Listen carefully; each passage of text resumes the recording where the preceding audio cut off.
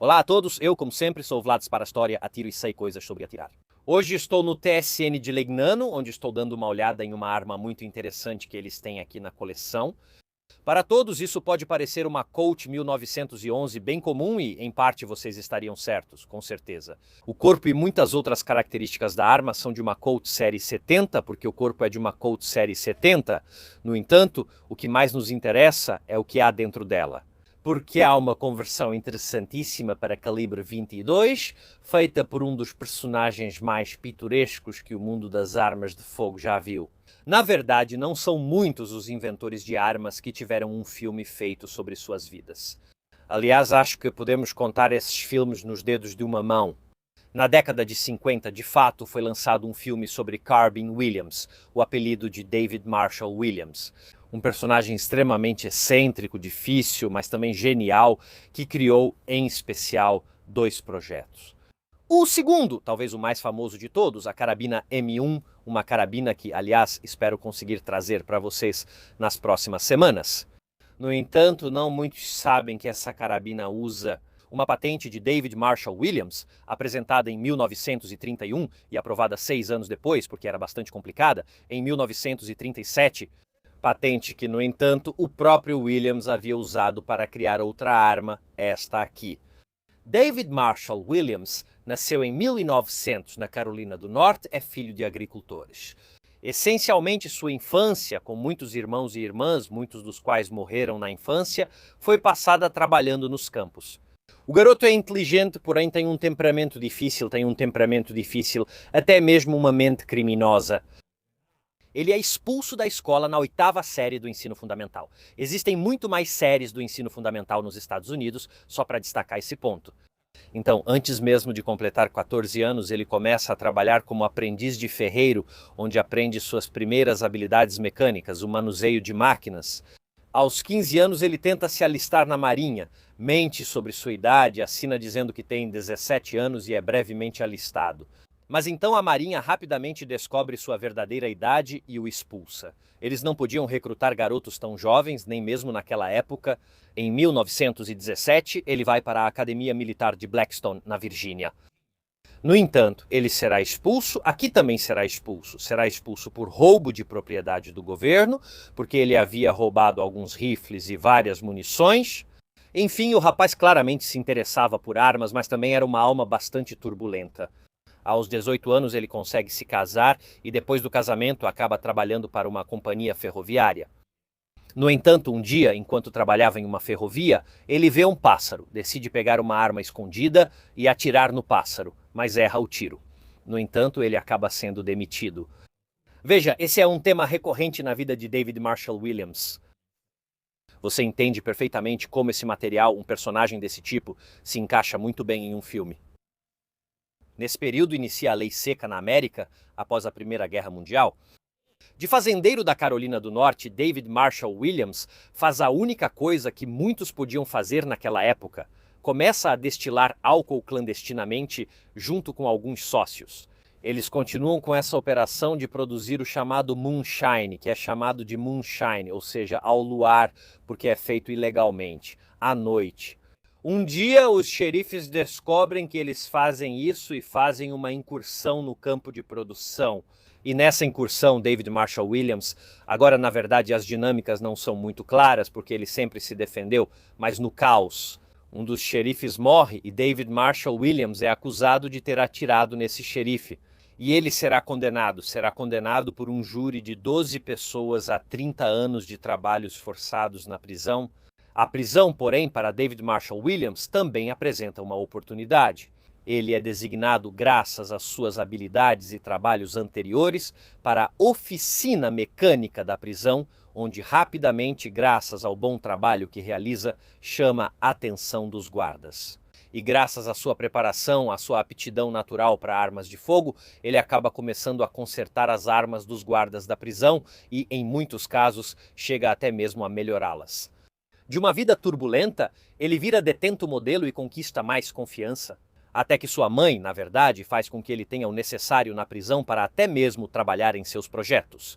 David Marshall Williams tem uma ideia bastante interessante. Ele tem a ideia de operar a arma, então uma arma de culatra fechada, provocando sua abertura com um sistema bastante original. Ele pensa no que depois chama de floating chamber, a câmara flutuante. Por câmara, entendemos obviamente a câmara do cartucho. A câmara do cartucho pode se mover como um pequeno pistão, movida pelo próprio gás em expansão para acionar várias partes da arma. Com esse sistema, David Marshall Williams constrói 4 armas diferentes na prisão. Aliás, essas 4 armas ainda estão preservadas em um museu na Carolina do Norte. Essa ideia pode ter inúmeras aplicações. Enquanto isso, sua prisão chega ao fim. Termina porque, primeiro, ele é realmente um detento exemplar, e segundo, porque um dos xerifes envolvidos naquela famosa operação onde um colega morreu, na verdade, fica do lado de David Marshall Williams. No final, havia apenas algumas testemunhas em meio a uma confusão. Toda essa situação não estava muito clara. Ele consegue ter a sentença reduzida e sair em liberdade condicional como um homem livre, ou quase. Ele imediatamente começa a trabalhar no campo. Armiero será primeiramente absolvido da acusação em 1931. Como mencionamos, ele apresentará sua patente. É uma patente muito complexa. É importante entender que patentes costumam ser bastante específicas. Você não pode patentear vagamente uma ideia, não. A ideia de uma câmara flutuante, não. Você precisa descrever com extrema precisão o que está patenteando. E a patente de David Marshall Williams é extremamente abrangente porque cobre inúmeras possíveis aplicações dessa câmara flutuante. Essas patentes devem ser analisadas pelo escritório de patentes para verificar se a ideia já não foi patenteada por outra pessoa. É um processo longo, essa patente é tão complicada que o processo só termina em 1937, quando essa patente é reconhecida. Eles levaram 6 anos para verificar todos os pontos dessa patente, e são realmente muitos. E eu já adianto, de certa forma, o resto da história, porque uma parte dessa patente cobre o que nós chamaríamos de pistão de curso curto. Existe uma grande controvérsia sobre quem realmente inventou o pistão de curso curto. Foram os soviéticos com armas que já vimos, como a WS-36 ou a SWT-40, ou talvez tenha sido David Marshall Williams? A discussão é um pouco complicada e me perdoem, mas vou deixá-la para quando eu for falar sobre a arma em questão, ou seja, a carabina M1. No entanto, outra aplicação anterior da ideia da câmara flutuante foi justamente a de uma conversão. O exército dos Estados Unidos havia acabado de introduzir uma pistola no calibre 22 que imitava, em todos os aspectos, a Colt 1911. No entanto, eles não estavam totalmente satisfeitos, mesmo que a arma ao menos imitasse a ergonomia das verdadeiras Colt 1911. Certamente faltava o recuo e o controle do recuo de uma pistola de verdade. Em calibre .45 ACP, as .22 dificilmente conseguem alcançar aquelas forças e aqueles recuos. David Marshall Williams tem uma solução pronta para esse problema, para a Colt. A câmara flutuante, então essa câmara agora a vemos um pouco melhor. Quando desmontamos a arma, que pode ser movida, pode agir de fato como um pistão, em certo sentido é um pistão, e esse pistão pode dar um impacto maior ao ferrolho.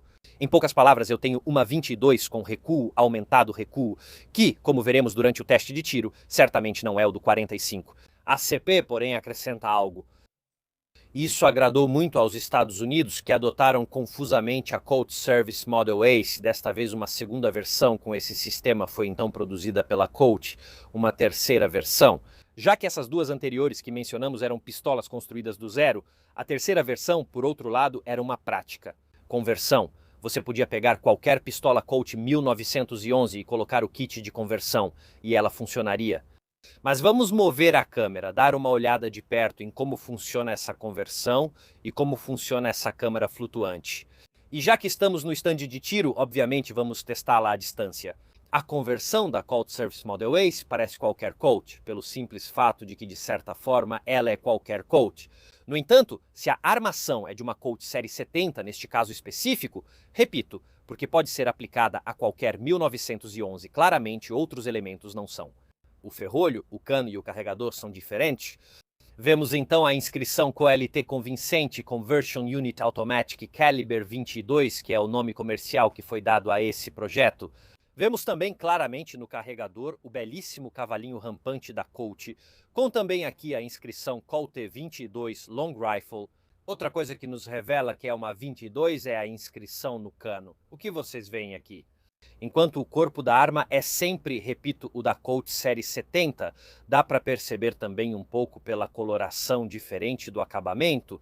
Em todos os aspectos, o manuseio é completamente igual ao de uma Colt 1911. Vamos rever isso rapidamente. Para quem não conhece, temos, além do óbvio, o gatilho, o botão de liberação do carregador. Aqui está o carregador. Veremos durante o teste de tiro a capacidade máxima, porque cabem 10, mas não consigo encaixar se eu colocar 10. De qualquer forma, em teoria deveria ser de 10 tiros, obviamente de calibre .22 rifle. Depois, 1. A trava manual da arma, que para cima bloqueia todo o ferrolho e o sistema de disparo, pode ser abaixada para atirar. Temos, como em toda 1911, uma trava traseira que deve ser pressionada junto ao cão.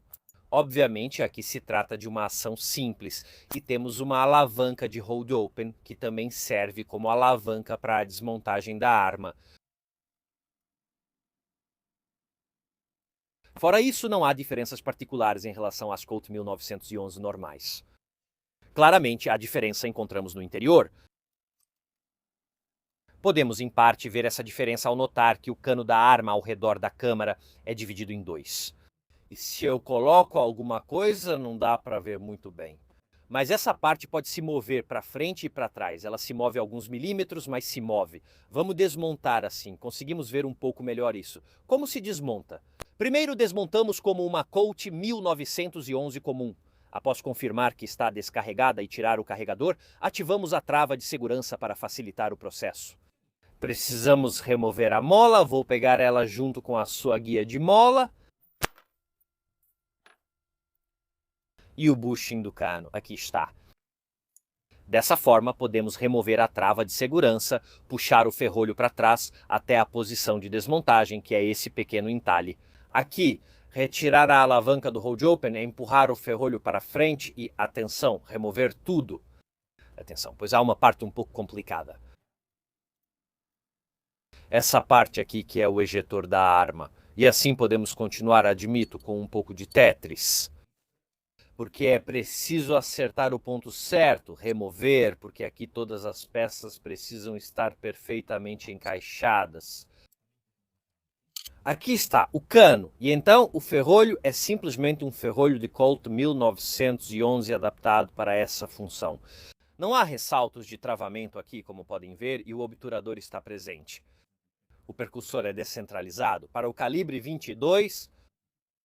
Vemos também claramente o extrator da arma. A parte realmente interessante é esta. Aqui porque temos um cano em calibre 22, mas temos, como vocês podem ver, a câmara do cartucho da arma que pode se mover para frente e para trás.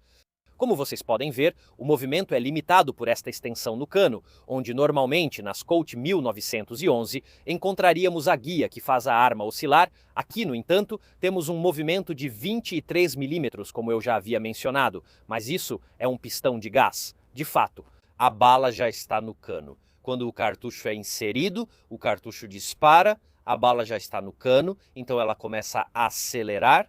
No entanto, há um espaço na câmara. Espaço que atua como pistão e empurra o restante da câmara junto com o cartucho para trás.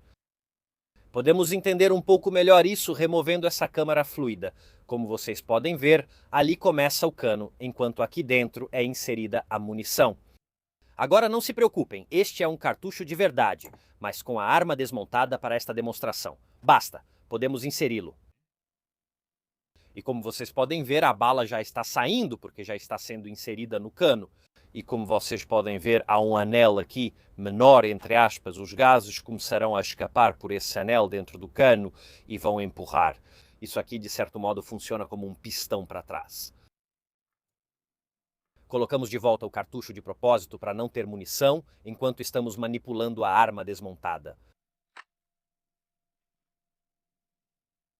E, de certo modo, em uma posição extremamente atípica. Este é um pistão de gás, vocês podem entender como essa ideia, claro, movendo a entrada de gás mais para frente, descentralizando, se torna um pistão de gás. À primeira vista, eles são muito diferentes, mas permitam-me usar um termo um pouco matemático. Topologicamente análogos, desempenham em posições diferentes e com distorções diferentes, na verdade, a mesma função. com a grande diferença, obviamente, de que esta arma não possui um sistema de travamento, mas é fechada exclusivamente a massa óperas, por isso sempre em massa, no entanto, tem esse reforço do recuo, reforço que, repito, vemos agora. Durante o teste de tiro, isso é perceptível. Acho também muito interessante outro fato. Os sistemas a gás, falo em particular do pistão de curso longo, era, nesse momento da história, algo bem conhecido. Me parece quase inacreditável que, para passar do sistema a gás com pistão de curso longo para o de curso curto, a etapa intermediária tenha sido essa. Acho isso muito estranho. É como se tivéssemos um carro de 4 rodas, quiséssemos passar para um triciclo de 3 rodas e fizéssemos isso usando um barco. Vocês entendem? Eu acho essa conversão muito estranha, mas desse ponto de vista acho realmente fascinante. De qualquer forma, podemos colocá-la de volta e começar a remontar tudo, assim finalmente podemos testá-la no stand de tiro. Aqui está o cano que quer entrar, agora precisamos brincar um pouco com as peças, temos que remontar agora. O ejetor da arma. O ejetor fisicamente é essa pequena extensão aqui que atinge a munição. Essa parte parece um pouco estranha, mas na verdade é assim, porque precisa estar fisicamente conectada ao cano. Caso contrário, o ferrolho iria muito para trás, já que está montado no corpo do 1911 e corre-se o risco de uma falha na ejeção devido ao movimento excessivo do ferrolho. Então, na verdade, esta é uma peça que deve ser presa aqui ao cano e que desliza aqui assim, o ejetor, como você pode ver, desliza junto com o cano. Podemos trazer tudo de volta e agora não vamos esquecer a haste guia da mola. Neste momento podemos remontar tudo no corpo. Eu faço isso de cabeça para baixo justamente para não perder o ejetor, que caso contrário pularia para fora. Pronto, agora podemos. Obrigado.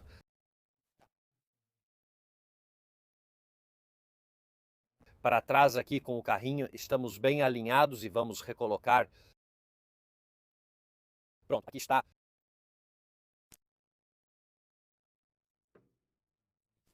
A alavanca do Old Open.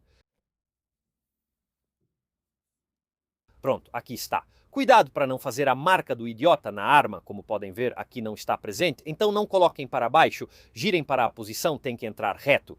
Podemos levar o ferrolho para frente, colocar a trava de segurança agora, inserir a mola de recuperação no seu guia de mola. Pronto, encaixou. Podemos então recolocar o nosso bushing, tirar a trava de segurança. E aqui está a arma pronta para ser utilizada. Vamos testá-la no stand porque é muito interessante. E aqui estamos nós, finalmente para testar esta Cold Service Model ACE, uma coisa que acabei de descobrir agora, preparando a gravação do teste de tiro. O carregador fisicamente comporta 10 tiros, mas se você colocar todos os 10, ele não encaixa dentro da arma. Então funciona com 9. Eu coloquei 7 só para simular a capacidade do carregador de uma Colt 1911 verdadeira normal. Vamos carregá-la, então inserimos o carregador, puxamos o ferrolho e vamos ver se o recuo é mais forte ou mais fraco.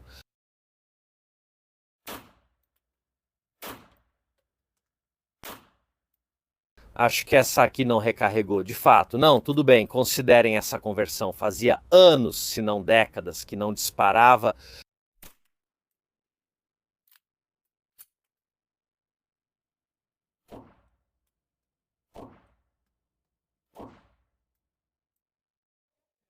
Ok. Tivemos 2 disparos que deram uma pequena falhada. O que é muito estranho nesses 2 disparos é que o som era mais fraco, como se houvesse muito menos pressão na arma. Como eu disse, o cano flutuante permite a expansão dos gases ao dar espaço para eles. Dá espaço para a expansão dos gases. Foi um mau funcionamento muito estranho e interessante, porque eu até vi claramente a bala indo definitivamente um pouco devagar demais. Não sei se a culpa é da munição ou do design da arma, mas os outros disparos foram muito interessantes. Repito, uma arma que não disparava há muito tempo. Então vamos fazer o seguinte, vamos recarregar e tentar de novo. Oi, ok.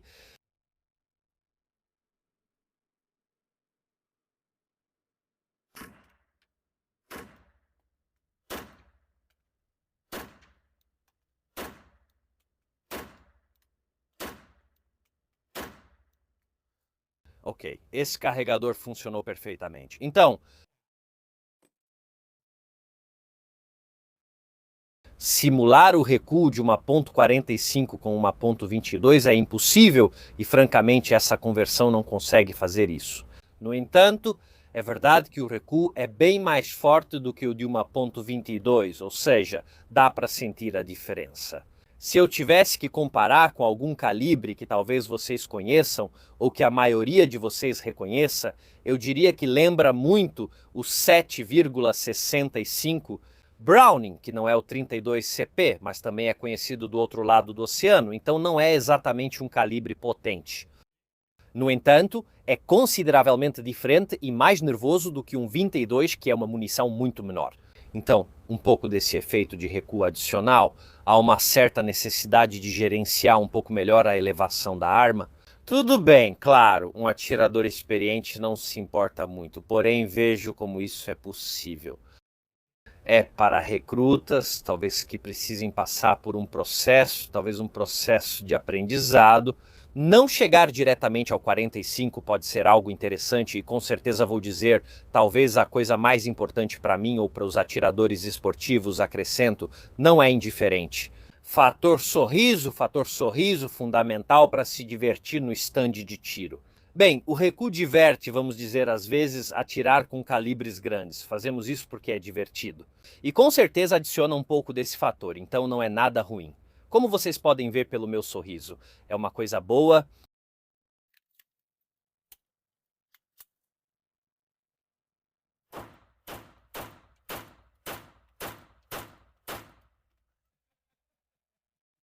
Sim, não é um 45, mas mais uma 765.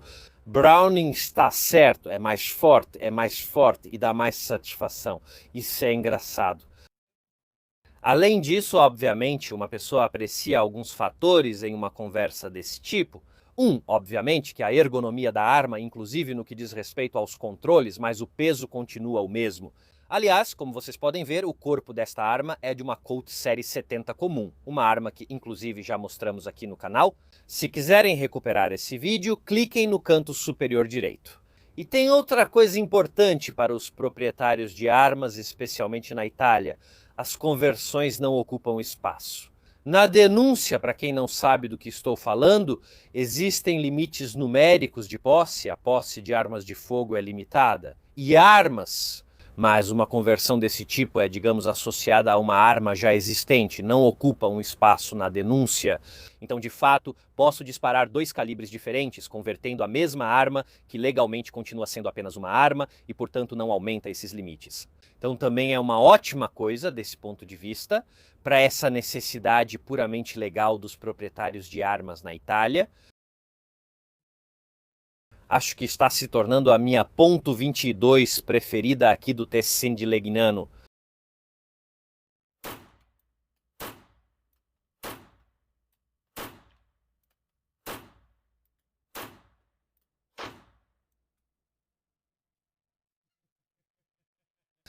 Eu gosto dessa arma porque, além, repito, de ter o fator sorriso indiferente, é uma arma que, como vimos, tem realmente muita história.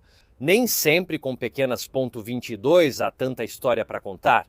Sim, podemos falar da mecânica especial, das minhas experiências com essa arma, mas nem todas as ponto .22 ou as conversões de ponto .22 têm tanta história quanto a Colt Service Model Ace. David Marshall Williams foi certamente uma figura muito interessante, foi bastante romantizado, principalmente pelo filme, como já dissemos, que foi feito sobre ele. No entanto, devo dizer uma coisa: quando um inventor de armas merece um filme, e não existem muitos filmes sobre inventores de armas de fogo, ele fez algo para merecer isso. Obrigado a todos por assistirem a este vídeo. Como sempre, lembrem-se de que esses vídeos só são possíveis graças a pessoas como vocês.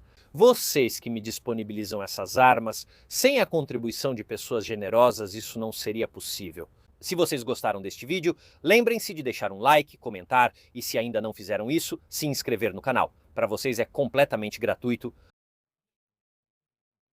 Ajuda imensamente. Para os mais apaixonados, sempre existe a opção de se tornar membro do canal para ter acesso a conteúdos exclusivos em primeira mão, ou, por exemplo, comprar as camisetas do canal. Vocês encontram tudo isso na descrição. Da minha parte é só e nós, como sempre, nos vemos na próxima.